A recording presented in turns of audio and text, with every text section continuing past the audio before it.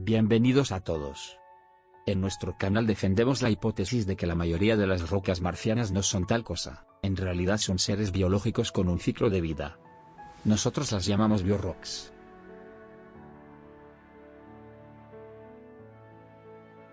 En nuestro anterior vídeo estuvimos observando de qué manera las mismas rocas aparecen en las diferentes regiones de Marte. Nos centramos en las lenguas marcianas, aunque existen otras tipologías de Biorocks que también se repiten una y otra vez en las fotografías enviadas por las distintas misiones.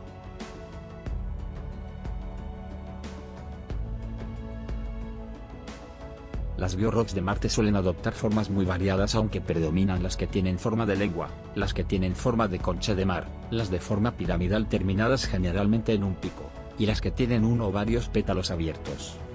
Suelen crecer en grupos y las diferentes formas mencionadas se repiten una y otra vez en el paisaje marciano. ¿Cómo es esto posible? ¿Cómo pueden formarse rocas tan parecidas entre sí, una y otra vez en diferentes lugares del planeta? Definitivamente debemos comenzar a mirar a estas extrañas rocas marcianas como lo que realmente son, entidades biológicas genuinas, posiblemente emparentadas con los vegetales terrestres y con las setas y los hongos. Tal y como observamos en las fotografías, estas biorocks tienen tamaños y formas similares donde quiera que miremos. No suelen alcanzar grandes tamaños, excepto en algunos casos en los que crecen amontonadas y forman grandes afloramientos. A menudo crecen unas sobre otras y en ocasiones muestran formas extrañas. Si prestamos atención observaremos que algunas parecen tener algo parecido a pétalos, como una alcachofa, y con bordes que en ocasiones están dentados, como una sierra.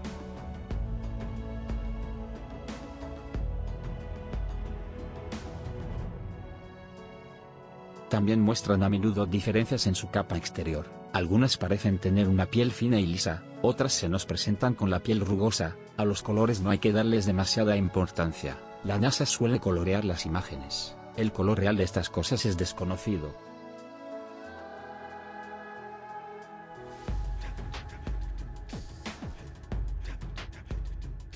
El programa de exploración del planeta Marte comenzó hace ya 45 años. La Viking Orbiter 1 alcanzó la órbita marciana el 19 de junio de 1976, y 5 días después de la inserción orbital comenzó a retransmitir las primeras imágenes.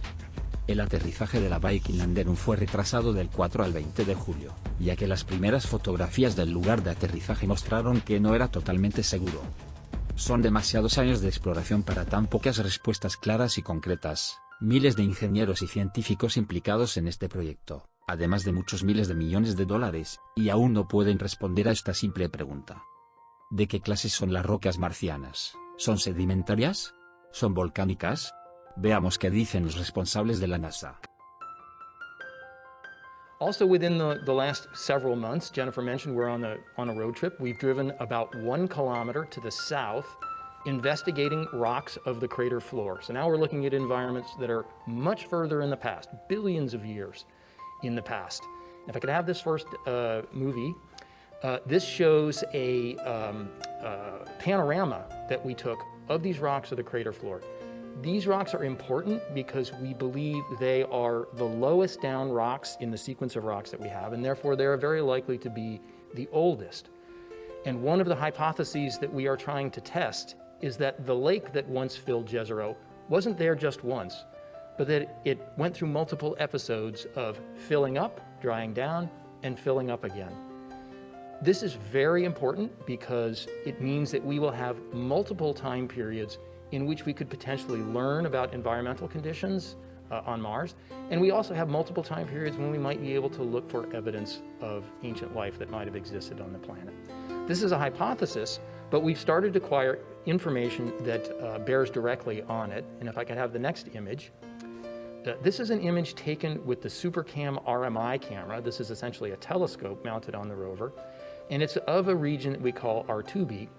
It shows a small hill or a small cliff, several meters across, of very finely layered rock. This is exciting to us because the simplest interpretation of these rocks is that they represent fine-grained rock deposited on the bottom of a lake. In other words, mud that might have been deposited and turned into rock. This is exactly the kind of rock that we are most interested in investigating for looking for potential biosignatures in this ancient rock record. If I could have the next image. Now we have driven to this locality that you see in front of you. This is the area where we are really going to be digging in, both figuratively and literally, to understand the rocks that we have been on for the last several months. Actually, ever since we landed. We have been on rocks that we call the paver stones, and those are the whitish rocks that you see in this image. We've been studying these in detail for some time, trying to ask and answer this most simple question. Are these rocks volcanic or are they sedimentary? We've been talking about that for a while, and I'll tell you we still don't have the answer. Hemos escuchado al representante de la NASA decir que están muy interesados en estudiar sobre todo lo que parecen ser sedimentos en forma de finas capas, como esta que aparece en la imagen, y además tienen la intención de tomar muestras de lo que él llama adoquines, como estos de la imagen donde vemos la broca clavada en la roca y lista para ser recogida y almacenada. Otra ingeniera del proyecto de recogida de muestras nos va a explicar la manera en la que se va a proceder para la recogida de muestras. This is what we have been calling the crater floor fractured rough, which is again going to be our first sample. And this is the cratered terrain, very kind of similar to the terrain that you see on the moon with all of its craters. And then in the middle, as we've mentioned, this is the region that we're calling Sita, which is this lighter toned rock that's covered by a lot of sand and dunes. And so these are the two major rock types that we're really investigating in this first science campaign. And as Ken mentioned, this crater floor fractured rough unit is a mystery to us because even though we have been on this unit since landing, we still don't know if it's an igneous rock like a volcanic flow or if it's a sedimentary rock that was deposited by air or in water.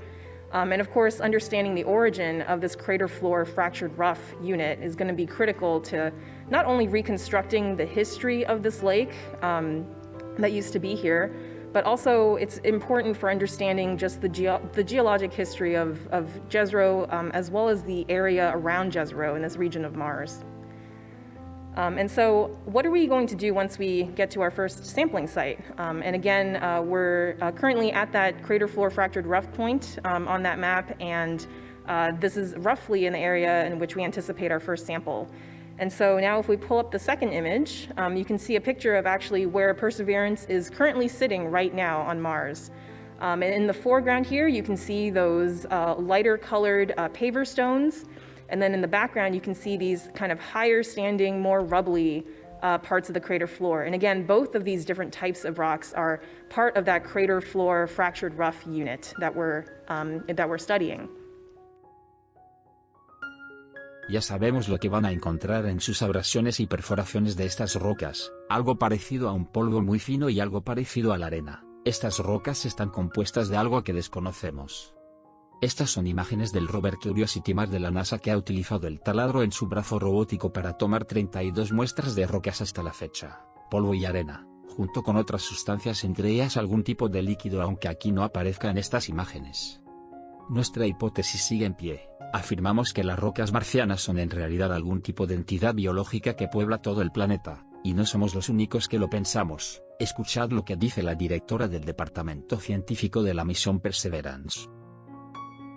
If I could have my first graphic, please. Just want to emphasize that everything we do builds on what we've learned before. We stand on the shoulders of the giants to be where we are today. From the left here, beginning with Sojourner, our very first foray into roving on Mars in 1996, through the Spirit and Opportunity rovers, through Curiosity, and now Perseverance, and then on to the Mars Ascent vehicle that will begin the journey to bring these samples back to Earth, all feeding forward to the eventual human exploration of Mars. As we head into this amazing future, we know that even though some of its rocks are not, Mars is hard. Ya lo habéis escuchado, no todos son rocas. En nuestros próximos vídeos continuaremos buscando evidencias que confirmen nuestra hipótesis. No son rocas sedimentarias ni ígneas, son biorocks. Gracias y hasta pronto.